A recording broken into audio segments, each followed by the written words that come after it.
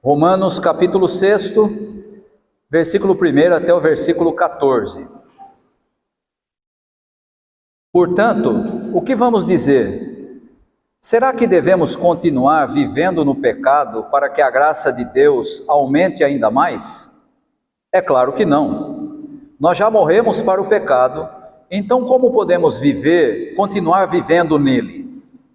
Com certeza, vocês sabem que quando fomos batizados para ficarmos unidos com Cristo Jesus, fomos batizados para ficarmos unidos também com a sua morte. Assim, quando fomos batizados, fomos sepultados com ele por termos morrido junto com ele. E isso para que, assim como Cristo foi ressuscitado pelo poder glorioso do Pai, assim também nós vivamos uma vida nova. Pois se fomos unidos com ele por uma morte igual a dele, assim também seremos unidos com ele por uma ressurreição igual a dele. Pois sabemos que a nossa velha natureza pecadora já foi morta com Cristo na cruz, a fim de que o nosso eu pecador fosse morto, e assim não sejamos mais escravos do pecado. Pois quem morre fica livre do poder do pecado. Se já morremos com Cristo, cremos que também viveremos com ele. Sabemos que Cristo foi ressuscitado e nunca mais morrerá, pois a morte não tem mais poder sobre ele.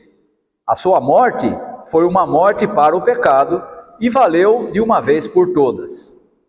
E a vida que ele vive agora é uma vida para Deus. Assim também vocês devem se considerar mortos para o pecado, mas por estarem unidos com Cristo Jesus, devem se considerar vivos para Deus. Portanto, não deixem que o pecado domine o corpo mortal de vocês e faça com que vocês obedeçam aos desejos pecaminosos da natureza humana. E também não entreguem nenhuma parte do corpo de vocês ao pecado, para que ele a use a fim de fazer o que é mal. Pelo contrário, como pessoas que foram trazidas da morte para a vida, entreguem-se completamente a Deus, para que ele use vocês a fim de fazerem o que é direito. O pecado não dominará vocês, pois vocês não são mais controlados pela lei, mas pela graça de Deus. Nós lemos aí capítulo 6, versículos 1 até o versículo 14.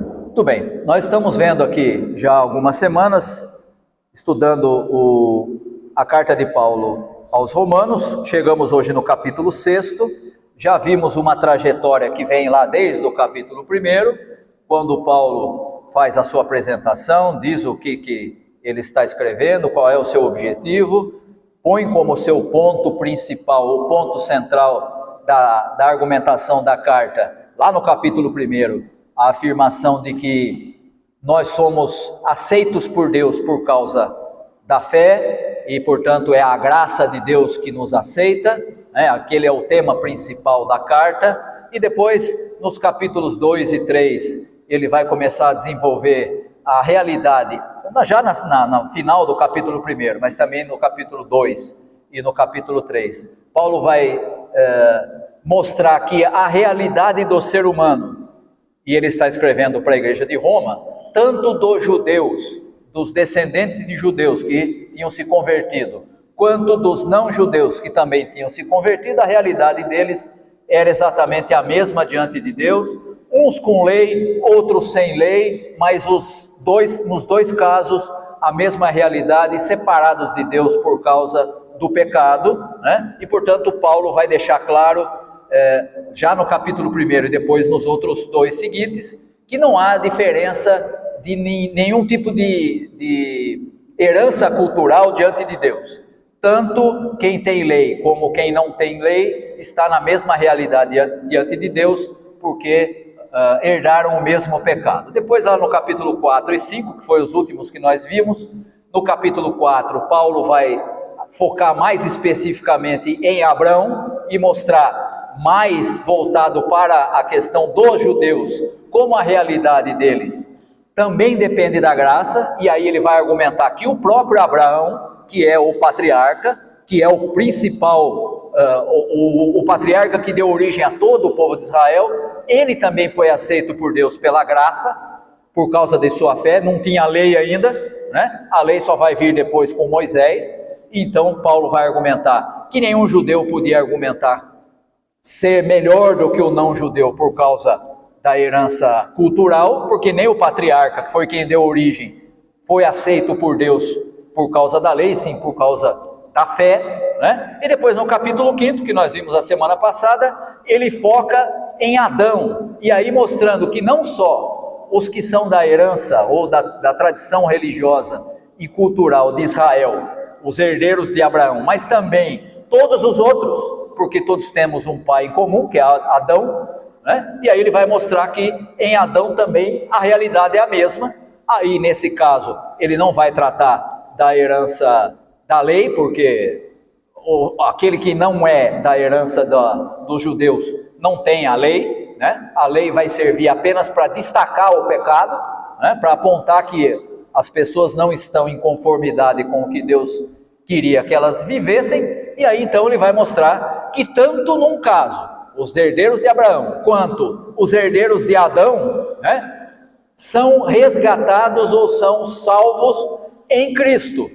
Ou seja, Paulo aponta os dois casos para dizer, no fim das contas, Deus aceita o ser humano, judeu ou não judeu, por causa de Cristo. Ele é, assim como em Adão entrou o pecado, em Cristo vem o resgate do pecado ou a salvação para todo o que crê, não só para o judeu, mas também para o não judeu, tá? Muito bem, aí chegamos agora no capítulo 6º, que foi o que nós lemos agora na abertura. Nós estamos aí na primeira parte do capítulo 6º, e aqui Paulo vai tratar da realidade de quem agora está em Cristo. Ou seja, se judeus e não judeus são salvos por causa de Cristo, o que é que isso muda? Qual é a consequência disso na vida da pessoa que agora crê? Tá? Então é isso que nós vamos ver nesse trecho do 1 ao 14, tá? A chamada vida nova em Cristo. Muito bem, e o que ele vai fazer? Olha aí o argumento de Paulo. Ele começa dizendo assim, vamos lembrar que lá no capítulo 5, o meu texto aqui não está voltando, que está sem a internet. Lá no capítulo 5, ele tinha deixado claro que o resgate acontece por causa da fé em Cristo. E quem está em Cristo, agora pertence a Deus. Agora ele começa aqui dizendo assim, lembra que lá no finalzinho do 5, nós usamos aqui uma expressão que é importante lá no capítulo 5, que diz assim, aonde abundou o pecado, superabundou a graça. Quer dizer, aonde o pecado esteve mais presente, você achava assim, não tem salvação, ali a graça superabundou, ou seja, ela sobrepujou o pecado. Não precisa, eu já lembrei o texto aqui. Então, agora chegamos no capítulo 6, e ele vai dizer, lembra aquilo que eu falei aqui do 5, aonde abundou o pecado, superabundou a graça. Agora, na sequência, ele vai argumentar o seguinte, olha aqui, portanto, o que vamos dizer? Será que devemos continuar vivendo no pecado para que a graça de Deus aumente ainda mais? O que Paulo está fazendo aqui? Isso aqui na tradição da compreensão de texto, a gente chama de dialética. Isso é uma expressão que vem lá da filosofia, né? A gente já viu isso na forma de Paulo argumentar. Ele vai aqui e volta ali. Ele vai aqui, aí ele usa o argumento contrário, para dizer, tá vendo? O que eu estou dizendo aqui não é o que você pode deduzir, né? E aqui ele fala, ele tinha dito lá no capítulo 5, onde abundou o pecado, superabundou a graça. Agora ele pergunta, bom, mas se a graça superabundou, então nós vamos pecar mais para ter maior graça ainda? Faz sentido a pergunta, né? Se onde abundou o pecado, a graça superabundou, então nós podemos pecar para aumentar mais a graça. E aí ele diz assim, será que devemos continuar vivendo no pecado para que a graça de Deus aumente ainda mais? É claro que não. Mas espera aí, por que não? Porque, e aí ele vai começar a explicar qual é a realidade de quem foi alcançado por essa graça. né? Olha aí, ó. Nós já morremos para o pecado. Então, como podemos continuar vivendo nele? Como assim nós morremos para o pecado? Nós não estamos vivos? Estamos. O pecado continua presente na vida de todo o que crê, assim como está presente na vida do que não crê? Sim. Então, como é que nós morremos para o pecado? E aí, ele vai argumentar na sequência, ele vai dizer assim: com certeza, vocês sabem que quando fomos batizados para ficarmos unidos com Cristo Jesus, fomos batizados para ficarmos unidos também com a sua morte. Agora você vai começar a entender qual é o argumento de Paulo. Ele diz o seguinte: vocês que creem, e ele não esqueça que Paulo está escrevendo para a igreja de Roma, né? E a igreja, nós já falamos isso aqui várias vezes, era composta por judeus que tinham se convertido ao cristianismo e por não judeus que tinham se convertido ao cristianismo. A marca registrada de todos eles, ou aquilo que fazia com que todos eles fizessem parte da igreja, era o quê? Serem recebidos pelo batismo. Então todos eram batizados. E aí Paulo vai dizer o seguinte: quando nós fomos batizados em Cristo Jesus, esse é o argumento dele, nós passamos a participar não só da vida dele, mas também da morte dele. Lembre-se que ele está dizendo o quê? A morte de Cristo é a superação do pecado. A morte de Cristo é que torna possível que aquele que crê nele viva para Deus. Ele vai dizer isso na sequência desse mesmo capítulo. Então ele está dizendo assim: quando vocês foram batizados em Cristo, vocês foram batizados para viver, mas também foram batizados na morte de Cristo. Agora você participa dos benefícios da morte de Cristo. E o que a morte de Cristo trouxe? A vitória sobre a morte, a vitória sobre... Lembra que a gente viu no outro capítulo? E aqui ele vai falar de novo, mais abertamente. O salário do pecado é o quê?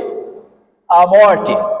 Então vocês participam da morte de Cristo. E por que vocês participam da morte de Cristo? Vocês agora recebem de Deus uma vida nova, uma vida de alguém que está morto para o pecado, né? Nós já morremos para o pecado, está no versículo 2. Então como podemos continuar vivendo nele? Com certeza vocês sabem que quando fomos batizados para ficarmos unidos com Cristo Jesus, fomos batizados para ficarmos unidos também com a sua morte. Assim, quando fomos batizados, fomos sepultados com ele por termos morrido junto com ele. Mas como assim nós morremos junto? Morremos por pecado. Ou seja, aquilo que pesava e que era cobrado de todo mundo, porque todos pecaram, lá no capítulo 3, agora Cristo leva sobre a cruz. E na morte de Cristo, todos esses pecados, para usar uma expressão de Paulo em outra carta, ele vai dizer assim, né? A dívida que pesava sobre nós foi cravada no madeiro, né? Isso também está lá em Hebreus, né? Aquela ideia de que o que nós devíamos para Deus, por conta de todos serem pecadores, foi pago por Cristo na cruz. Então você não deve mais nada. O que pesava sobre o que crê, que é o pecado, porque todos pecaram, agora você foi salvo, foi superado por causa de você estar unido com Cristo. Não só na sua morte, e depois na sequência aqui ele vai argumentar que nós estamos em Cristo também na sua ressurreição. Aí é a sequência aí, tá? Então o que ele diz? Ó, fomos sepultados com ele por termos morrido junto com ele. E isso para que, assim como Cristo foi ressuscitado pelo poder glorioso do Pai, assim também nós vivamos o quê? Uma vida nova. O que Paulo está dizendo? Olha, vocês morreram com Cristo, porque ele carregou aquilo que pesava contra você, na cruz. A sua vida não é mais sua. Você foi carregado e os seus pecados foram carregados por Cristo na cruz. Agora você recebe dele, não aquela mesma vida, mas uma vida nova. Uma vida que pode ser diferente daquela. Por quê? Porque agora você está unido com ele Cristo. Você está unido com Cristo pelo batismo, então agora você pertence a Deus. Então você pode ter uma vida nova. Qual que é a diferença do sujeito que pertence a Deus para o que não pertence a Deus? Os dois são pecadores. Os dois são condenados, não podem fazer nada e não podem se salvar. Onde é que está a diferença? A diferença está que aquele que foi recebido por Deus, foi aceito por Deus e que foi batizado em nome da Trindade ali, né? Ele agora recebe a vida que vem por meio de Cristo. Não é ele que conquistou isso. Tá? Continua sendo ação de Deus, continua sendo graça de Deus, mas ele pode ter uma vida que aquele que ainda não crê, aquele que ainda não foi alcançado pela mensagem do Evangelho, não é capaz de ter. Aliás, o outro também não, nem nós e nem o que não crê. Nenhum de nós é capaz de ter uma vida que agrade a Deus. A diferença está, agora você crê e agora você participa da vida de Cristo. Então você pode viver de uma forma diferente, porque Cristo habita em você. Né? Isso Paulo vai depois desenvolver mais à frente em Romanos, quando ele fala que o selo, né, o que marca a presença de Deus na vida do que crê, é a presença do Espírito Santo. Né? Quem é que recebe o Espírito Santo? Todos os que creem. Não é para alguém especial, nem para um cristão espetacular, acima da média, super, assim, santo. Não. A presença do Espírito Santo é dada para todo aquele que crê. Tanto aquele que é inteligente, aquele que é dedicado, como aquele que é mais ou menos, aquele que é relapso, e aquele que a gente brinca sempre aqui, é só Deus na causa mesmo, né? Porque o cara é muito ruizinho. Pois é, ele também tem. Né? Não existe diferença. Letícia, microfone. Quem está com o microfone? Pode falar, Ana. Não estranhe que tem um outro microfone aí, é que nós adaptamos para sair o som melhor na gravação, tá? Só que fala perto da voz. Então quer dizer que não precisa ser batizado, só crer? Que para mim o Espírito Santo vinha com batismo. Não. Na realidade, o argumento de Paulo, quando ele escreve para a igreja, ou seja, para aqueles que já fazem parte da igreja, é natural que ele fale de pessoas que já são batizadas. Agora, mas e se o sujeito creu e não deu tempo dele ser batizado, ele não está salvo? Tá. Né? Nós temos um exemplo clássico disso, que é o único personagem que aparece no Evangelho que a gente sabe que está salvo. Porque Jesus falou que ele estaria salvo, que é um dos ladrões que estão ao lado de Jesus na cruz, e Jesus diz abertamente: hoje você vai estar comigo no paraíso. Os outros todos a gente imagina que vão ser salvos. Aquele ali a gente sabe, porque Jesus falou que ele seria salvo. E ele não foi batizado. Né? É lógico que há uma diferença do que acontece durante o ministério de Jesus. E você tem que lembrar que o próprio Jesus fala, e o próprio Evangelho fala que Jesus não saía batizando as pessoas. Né? Quem batizava era João Batista. Jesus não saía batizando as pessoas. Ele anunciava a mensagem e dizia que as pessoas tinham que se arrepender e crer. Né?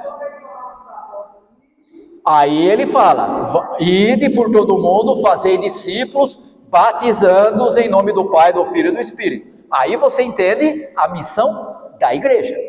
Né? Mas e se alguém na igreja recebeu a mensagem do Evangelho e antes de ser batizado morreu? Pode acontecer? Claro que pode.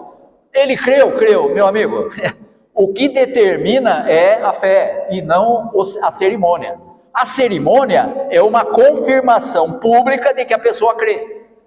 Né? Por isso que a pessoa vem à frente da igreja, é uma cerimônia pública, né? E aí ela é batizada, né? Ou no caso das igrejas presbiterianas, os pais trazem os filhos e os filhos são batizados.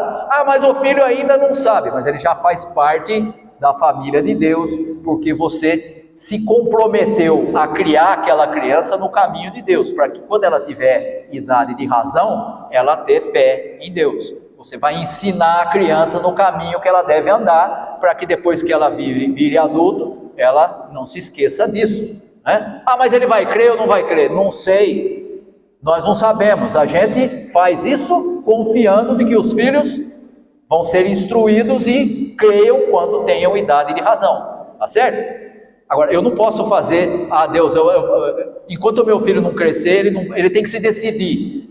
Não, eu já estou colocando ele na aliança que Deus faz, não com pessoas, mas com o seu povo, e o seu povo é a igreja, né? Então esse que é o sentido do batismo. Então, mas então não é o batismo que outorga o Espírito? Não, o batismo é a cerimônia pública, onde nós declaramos que cremos em Cristo, e somos parte da sua comunidade, ou da sua família, que é a igreja, né? O Espírito é dado quando o sujeito crê.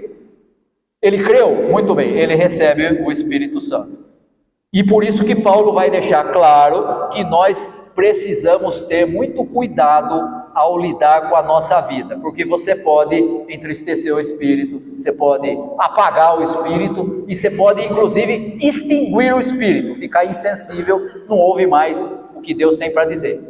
Muitas vezes você encontra gente nas igrejas, o sujeito está lá às vezes há 10, 15, 20, 30, 40 anos, ele já se habituou com aquilo, e nada que você ensine para ele, nada que você fale o atinge mais, porque ele extinguiu o Espírito.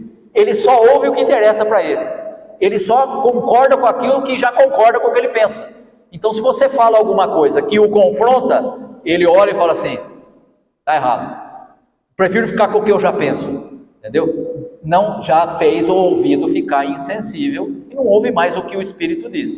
E veja, eu não estou falando do pastor, ou da pregação, ou do ensino, eu estou falando da própria Escritura, né? Você pega um texto da Escritura, a Escritura te confronta, o sujeito que já extinguiu o Espírito, ele olha para aquilo ali e fala assim, não é para mim, não é para mim, eu não quero mais ouvir o que Deus tem para dizer, porque senão eu vou ter que mudar, e eu não quero mudar.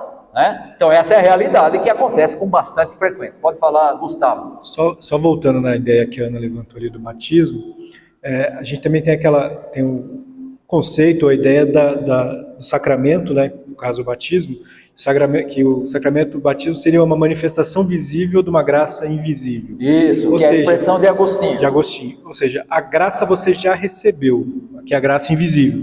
Ou seja, o batismo você já recebeu essa graça.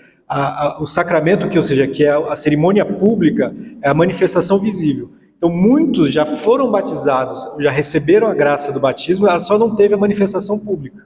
Sim. Só não teve a cerimônia que manifestou isso. Se a gente tem essa interpretação dos sacramentos, fica muito mais fácil de entender de que muitos foram alcançados, mas nem sabem que foram alcançados, ou não foi publicamente mostrado que foram alcançados.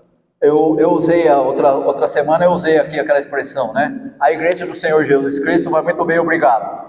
O que é a igreja do Senhor Jesus Cristo? É a composição de todos os que creem, que estejam nessa, em qualquer outra igreja ou fora da igreja. Mas tem gente fora da igreja que crê? Tem, e pertence a Deus, e está salvo. Mas ele não foi batizado, pode ser que nem seja. Não teve a cerimônia externa de manifestação da fé, mas crê. E porque crê, pertence a Deus. E porque pertence a Deus, é Deus quem o salva. Mas está errado, porque não faz parte da nossa igreja. E daí? Né? O povo de Deus não tem que fazer parte dessa ou daquela igreja. Né? Não confunda igreja e instituição com a igreja de Cristo. Né? Eu não gosto de usar a expressão que é a expressão usada pela teologia sistemática, porque eu acho ela muito assim, etérea, né? É a igreja invisível, né? É a igreja dos que creem. Ela não é tão invisível assim, né? Na verdade, ela é a igreja composta por todos os que creem, que estão na igreja, que estão nas comunidades de fé, ou não, né?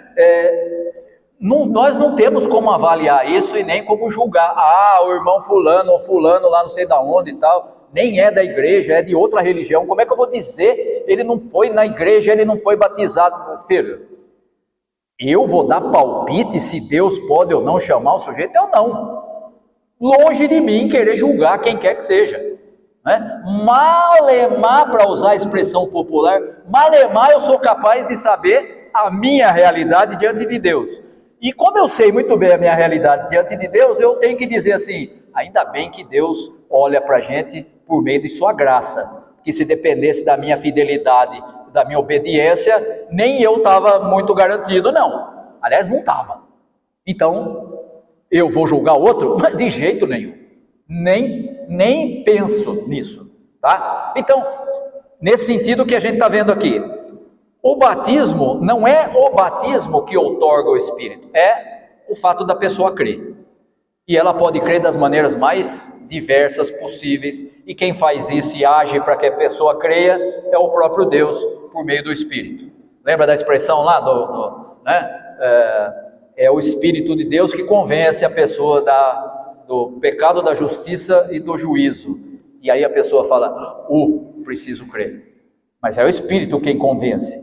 Não é o pregador, não é o patriarca, não é o bispo, ou seja lá o nome que você quiser dar. Hoje em dia está cheio desses, né? O pessoal gosta desses títulos, né? Tem um agora que é patriarca porque ele é o apóstolo dos apóstolos, né? Eu não quero mais ser nem bispo, nem pastor, nem obreiro, nem nada, nem apóstolo, estou acima do apóstolo, é quase Cristo. Vai dormir, vai caçar sapo com bodoque, para usar a expressão antiga, né? Está achando que é muita grande coisa, né? Precisa ler o texto que nós lemos hoje aqui, né? O seguidor de Jesus, o discípulo, precisa entender que ele não é mestre, ele é discípulo. Ele tem que imitar o mestre, mas ele não é mestre, ele não pode querer ser mais do que ele é, né? Hoje em dia está cheio de mestre por aí, né? A internet está cheio, né? Cheio de mestre, ensinando um monte de bobagem que não tem nada a ver com Cristo, mas isso é outra história. Então, o que Paulo faz aqui é dizer o seguinte, o que Deus quer é que nós vivamos uma nova vida. Por quê? Porque vocês foram alcançados e participaram do batismo, que significa participar da morte de Cristo, mas como ele ressuscitou, nós participamos também de uma nova vida, a vida que vem em Cristo. E agora você tem como viver uma nova vida. E essa nova vida, a gente muitas vezes confunde como sendo a nova vida, sendo a participação na vida da igreja. A participação na vida da igreja é parte da vida nova. Mas a vida nova significa mudança de atitude, mudança de mentalidade. Paulo vai tratar disso mais na frente em Romanos, quando ele vai falar no capítulo 12, lembra lá do capítulo 12? Rogo-vos, pois, irmãos, que apresenteis vossos corpos como sacrifício vivo, santo e agradável a Deus. Esse é o seu culto lógico, racional. Você está fazendo de maneira consciente. Você sabe o que você está fazendo. Você está vivendo de uma outra forma. Você sabe quem você era, você sabe quem você deve ser, porque o Evangelho nos ensina, nós ouvimos a mensagem do Evangelho, aprendemos de Jesus, e a gente precisa ser mais parecido com Ele, menos parecido com quem a gente era antes de crer. Isso é culto racional. Isso é o quê? Mudança de mentalidade. Tá? Não é mudança de linguagem só. Né? Nós temos duas coisas que são muito comuns na igreja e que são confundidas com vida nova. Primeiro, a mudança de linguagem. Então, o sujeito não era da igreja. Ele vem para a igreja, ele aprende uma linguagem nova, que ele não conhecia antes. E aí ele começa a falar, ele chama as pessoas na igreja de irmão, né? Ele despede, em vez de ele falar tchau, ele fala Deus te abençoe, vai com Deus. Ele não falava isso antes de crer, mas agora ele usa, né? A paz do Senhor, irmão, né? É uma linguagem comum dos evangélicos, né? A paz do Senhor, encontra com o outro na rua, né? Nem toda igreja fala, mas tem algumas igrejas que você encontra com o outro na rua. A paz do Senhor, irmão. Né? Ele sabe que você é da igreja, ele te cumprimenta desse. O que mudou? Mudou o linguajar. Ele muda até o xingamento, né? Agora e muda o xingamento. Abençoado esse abençoado, né? Na verdade ele queria falar outra palavra, né? Né? Tá certo? Ou então já parte para uma mais brava, né? Esse sujeito é o cão. Você já sabe que é o cramulhão, né? Aí já é cultura brasileira, né? É o Guimarães Rosa, né? O cramulhão, né? Esse cara é do cramulhão, né? E hoje está cheio de gente que mudou a linguagem, mudou o vocabulário mas o que tem que mudar não é o vocabulário é irrelevante, o que tem que mudar é a vida, é a mentalidade, tá? Então isso é uma coisa natural que aconteça. E a outra coisa que é tão problemática quanto só mudar o vocabulário, e que também é muito comum hoje em dia, na maioria das igrejas ditas cristãs, é a mudança das doutrinas que o sujeito aceita. O Rubem Alves tinha um nome para isso, ele chamava de protestantismo da reta doutrina. Eu estou certo porque eu creio nas doutrinas certas. Então a minha doutrina é melhor do que a doutrina da outra igreja. Ah, então o que acontece? Como eu tenho a melhor doutrina, porque a minha igreja é a igreja X ou Y, e a doutrina da minha igreja é a mais bíblica, e a do outro lá é menos bíblica, porque não é igual à minha, então eu estou correto porque eu tenho a reta doutrina. Você mudar de vocabulário e você adotar a reta doutrina, ou a doutrina que você acha a melhor possível, não é evidência de que você foi alcançado pelo Evangelho. A evidência de que foi alcançado pelo Evangelho é a mudança de mentalidade, e é a atitude de se tornar mais parecido com o Mestre, que é Cristo, e menos com o que você era. Tá? Porque é muito fácil se adotar uma nova linguagem.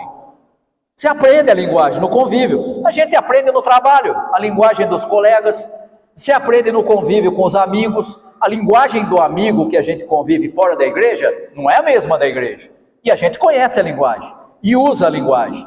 Lá no clube, nas amizades, vai lá pro bar lá e tal e coisa, a linguagem você conhece e você usa a mesma. Você adota a linguagem.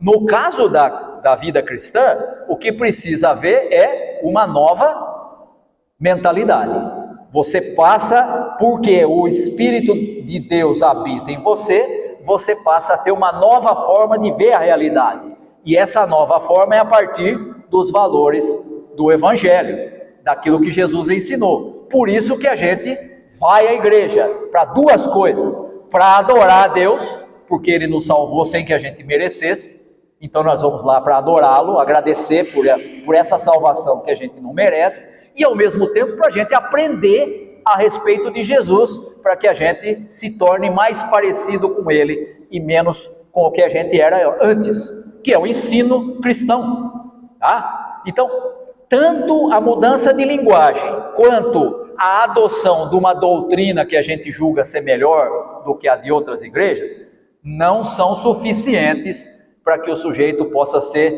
olhado por outro de fora e dizer: esse cara aqui é seguidor de Jesus. O que determina é a nova vida, e a nova vida significa, ele fica cada vez mais parecido com Cristo. Significa que você não vai errar? Não, porque você continua imperfeito, continua pecador, mas você sabe que errou, e você vai consertar aquilo que errou, e você vai mudar a sua atitude. E se tiver que falar: ô irmão fulano, ciclano, ó, falei um negócio que não devia, agi de uma forma que não devia, me perdoe. Não, onde já se viu? Eu, 50 anos de igreja, já conheço tudo e mais um pouco de igreja, você acha que eu vou pedir perdão para o outro que chegou outro dia? Ué? Se fez coisa errada, qual o problema? Melhor coisa que você pode fazer, melhor forma de superar a coisa que fez errado é pedir perdão. Só que o ser humano é muito difícil dele falar assim: deixa eu reconhecer que eu errei. Eu reconheço que o outro errou, né? E mais, na igreja a gente tem a tendência de julgar. Quando a gente faz coisa errada, a gente começa a apontar os erros dos outros, porque daí está todo mundo prestando atenção no erro dos outros, não presta atenção no da gente, né? O homem faz isso desde quando? Desde o Éden, né? Adão, o que você fez? Eu não, vai Eva, ela me deu do negócio lá. Eva, o que você fez? Eu não, a serpente. É transferência de responsabilidade, né? É a especialidade do ser humano. Não assume os próprios erros, passa para outro, né? Mas não, você fez coisa errada. Não, eu? Não, foi o meu ajudante, foi o meu comandante de ordens, foi o meu secretário, foi sei lá o quem. A culpa nunca é minha, a culpa é sempre do outro, né? Qualquer semelhança com o que a gente vê na sociedade hoje não é mera coincidência. Eu nunca erro, só os outros que erram. Tenha dó, né? A vida cristã não pode ser assim. A vida cristã é: errei, não falei o que não devia, agi de maneira que não devia. Isso atingiu o irmão fulano ciclano, vou lá falar para ele: irmão, ó, falei um negócio lá, sei que você ficou chateado e tal, vamos consertar esse negócio aqui? Isso é maturidade, isso é vida cristã, isso é evidência de que você está em Cristo, tem vida nova, mudou a mentalidade. Se não tem, o que a gente faz? Deixa como está, daqui a pouco alguém faz outra coisa errada também e ninguém mais lembra da minha. Há um texto do apóstolo Paulo que ele fala que é perigoso você juntar as chamadas raízes de amargura. Você ficou com uma coisinha que ficou sem consertar lá atrás e ela fica lá. E raiz, você sabe como é que é, ela não só existe, ela cresce. E aí aquilo ali vai crescendo. E aí chega um momento que aquilo ali você tem que lidar com aquilo. E a raiz de amargura faz o sujeito ficar, adivinha de que jeito? Amargo. Eu gosto de chamar a raiz de amargura de síndrome de Hardy. Lembra do Lip Hardy? Aquele desenho antigo? O Lip era o leão da montanha, o Hardy era a hiena que andava com ele, né? Meio estranho uma hiena andar junto com o leão da montanha, mas tudo bem, né? E aí o Lipe falava: vamos fazer tal coisa. O Hardy falava: ó vida, ó céu, não vai dar certo, tudo tá ruim, tudo não funciona. É o raiz de amargura. Tudo para a pessoa tá ruim. Por quê? Porque ela já está amargurada, ela não se limpou daquele negócio e ficou para trás. Precisa às vezes fazer? Precisa. Faz uma limpa, tira aquilo lá e aí começa tudo de novo. A gente tem muita dificuldade de fazer essas coisas porque, o que vão achar de mim? O que os outros vão achar, estou um pouco me lixando, eu quero saber o que Deus acha. E ele vai olhar para mim e falar: está na hora de cortar aí os galhos que estão sobrando aí, né? Então é melhor fazer isso. Tá? Então, vida nova não tem a ver com discurso certo e nem tem a ver com mudança de vocabulário. Tem a ver com uma vida nova que traz mentalidade nova a partir dos valores do reino de Deus. Seguindo aqui o texto, versículo 9: sabemos que Cristo foi ressuscitado e nunca mais morrerá, pois a morte não tem mais poder sobre ele. Ele tinha dito que a gente participou da morte de Cristo. Só que agora ele fala: mas Cristo ressuscitou, ele venceu a morte. Pois quem morre fica livre do poder do pecado. É o caso de Jesus. Ele morreu, e porque ele morreu, ele está livre do poder do pecado. Mas ele ressuscitou. E aí o que ele diz? Se já morremos com Cristo, cremos também que viveremos com ele. Não é só a participação na morte de Cristo. Nós participamos também na vida de Cristo, porque ele venceu a morte. Sabemos, olha aqui, estou lendo o mesmo versículo. A sua morte foi uma morte para o pecado. Mas espera aí, Jesus não pecou. A Escritura diz que Jesus não pecou. Então por que ele precisou morrer para o pecado? Porque o pecado é o que traz a morte. A morte não é o salário do pecado? Então, a morte de Jesus faz com que ele fique livre da presença e do poder do pecado. Morreu, não deve mais nada. Jesus morreu, mas ele foi ressuscitado pelo Pai. Então, o que ele diz? A sua morte foi uma morte para o pecado e valeu de uma vez por todas. E a vida que ele vive agora é uma vida para Deus. Assim também vocês devem se considerar mortos para o pecado. Por que nós devemos nos considerar mortos para o pecado? Porque você foi batizado e participa da morte de Cristo. E a morte de Cristo superou o pecado. Você não tem mais compromisso com o pecado. E aqui, um detalhe importante, tá? Isso a gente aprende lá na aula de teologia sistemática, né? O que você tem em termos de pecado na vida do que crê? Ele está livre do poder do pecado? Sim. Mas ele não está livre da presença do pecado. O pecado continua, lembra que Paulo fala? Isso aí a gente vai ver no capítulo 7. Lá no capítulo 7, Paulo fala assim: o bem que eu quero fazer, eu não faço, Mas o mal que eu não quero, esse está sempre diante de mim. Esse é muito fácil de eu adotar. O que Paulo está dizendo? Ele está dizendo assim: eu estou vivendo uma vida nova, uma vida em Cristo.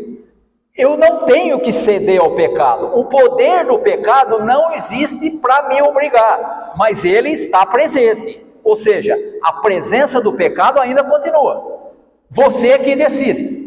Lembra que eu usei aqui numa outra semana aqui, aquela figura do sábio que estava sendo questionado pelo sujeito, né? O sujeito estava com o passarinho na mão, né? E foi questionar o sábio: o passarinho está vivo ou está morto?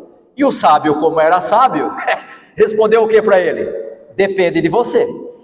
Se eu falar está vivo, você aperta, tá vendo? Não, você errou, está morto. Se eu falar está morto, você abre, ele voa, tá vendo? Não errou.